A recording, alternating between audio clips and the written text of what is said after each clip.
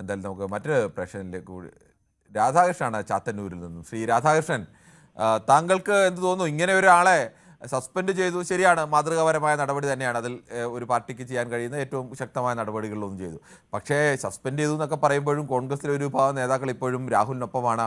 പാലക്കാട് ആദ്യം ചെറിയ ചെറിയ പരിപാടികളിലൊക്കെ പങ്കെടുത്തപ്പോൾ കോൺഗ്രസിൻ്റെ ഔദ്യോഗികമായി തന്നെ സ്ഥാനാർത്ഥി പ്രഖ്യാപന ചടങ്ങിലടക്കം കണ്ണാടി പഞ്ചായത്തിൽ രാഹുൽ മാങ്കൂട്ടത്തിൽ പങ്കെടുത്തു. ഇങ്ങനെ പതിയെ പതിയെ പാർട്ടിയിലേക്ക് മടങ്ങി വരികയും ഇതെല്ലാം ചെയ്യുകയും വീണ്ടും സജീവമാകുകയും ഒക്കെ ചെയ്യുന്നൊരവസ്ഥ. അതിനിടയിലാണ് വീണ്ടും അതിനേക്കാൾ നാണംകെട്ട ചില ശബ്ദരേഖകളൊക്കെ പുറത്തു വരുന്നത്. അപ്പോൾ ഇങ്ങനെയൊരാളെ എത്ര നാൾ ചുമക്കും ഈ കോൺഗ്രസ്? നമ്മുടെ ജനാധിപത്യ സംവിധാനം അടിമുടി ജീർണിച്ചു കൊണ്ടിരിക്കുന്നതിന്റെ ഏറ്റവും ഒടുവിലത്തെ ഉദാഹരണമാണ് രാഹുൽ മാങ്കൂട്ടത്തിന്റെ ഈ വിഷയം.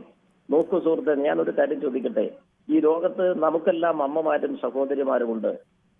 ഒരു പാതിവൃത്യമുള്ള ഒരു സ്ത്രീയും സ്വന്തം ചാരിത്രത്തിൽ കള്ളം പറയാനോ ഒരാളെ ഒതുക്കാനോ വേണ്ടി അവളുടെ ചാരിത്രം വിനിയോഗിക്കില്ല. എനിക്ക് തന്നെ ലജ്ജ തോന്നി.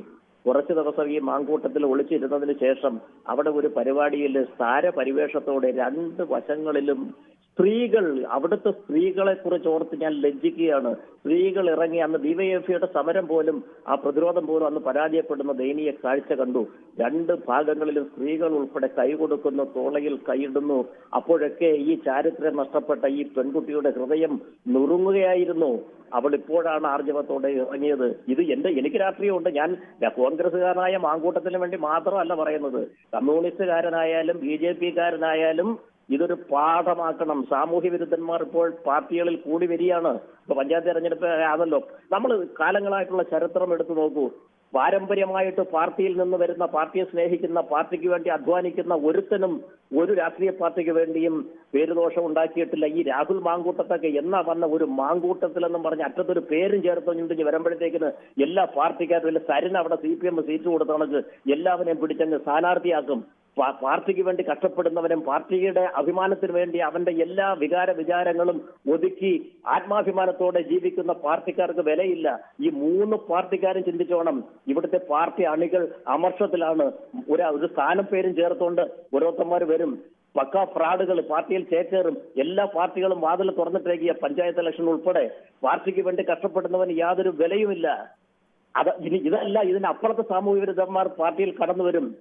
ആ പെൺകുട്ടിയെ ഞാൻ അനുമോദിക്കാൻ ആഗ്രഹിക്കുകയാണ്. അന്ന് എനിക്ക് തന്നെ ലജ്ജ തോന്നി. സ്ത്രീകൾ ഉൾപ്പെടെ അവിടെ ഒരു യോഗത്തിന് വന്നപ്പോൾ നിങ്ങൾ കണ്ടല്ലോ, സ്ത്രീകൾ ഉൾപ്പെടെ ഈ പെണ്ണുങ്ങൾക്ക് ലജ്ജയില്ലെന്ന് ആലോചിക്കുന്നത്. ഇവന്റെ മുന്നിൽ പെടാൻ സ്ത്രീത്വം നാണിക്കണം. എന്നിട്ട് അവന്റെ താരപരിവേഷത്തിൽ വീണ്ടും ജനങ്ങളൊക്കെ മറന്നുപോയി എന്നും പറഞ്ഞ് വീണ്ടും പൊക്കിക്കൊണ്ട് വരിക. ഇവനെയൊക്കെ കല്ലെറിയേണ്ട കാലം കഴിഞ്ഞു. ഇത്തരത്തിലുള്ള പൊഴുക്കൊത്തുകൾ ഏത് പാർട്ടിയിലായാലും ആത്മാഭിമാനമുള്ള പാർട്ടിക്കാരൻ പാർട്ടിക്ക് വേണ്ടി കഷ്ടപ്പെടുമ്പോൾ അതിൽ നിന്നും ഇതിൽ നിന്നും വരുന്നവന്മാരെ എടുത്തു വയ്ക്കുന്ന ഇടതുപക്ഷമായാലും അതുപോലെ തന്നെ BJP ആയാലും കോൺഗ്രസ് ആയാലും ഇതിന് വലിയ വില കൊടുക്കേണ്ടി വരും. ഇവനെ കല്ലെറിയണമെന്നാണ് പറയുന്നത് സ്ത്രീകൾ.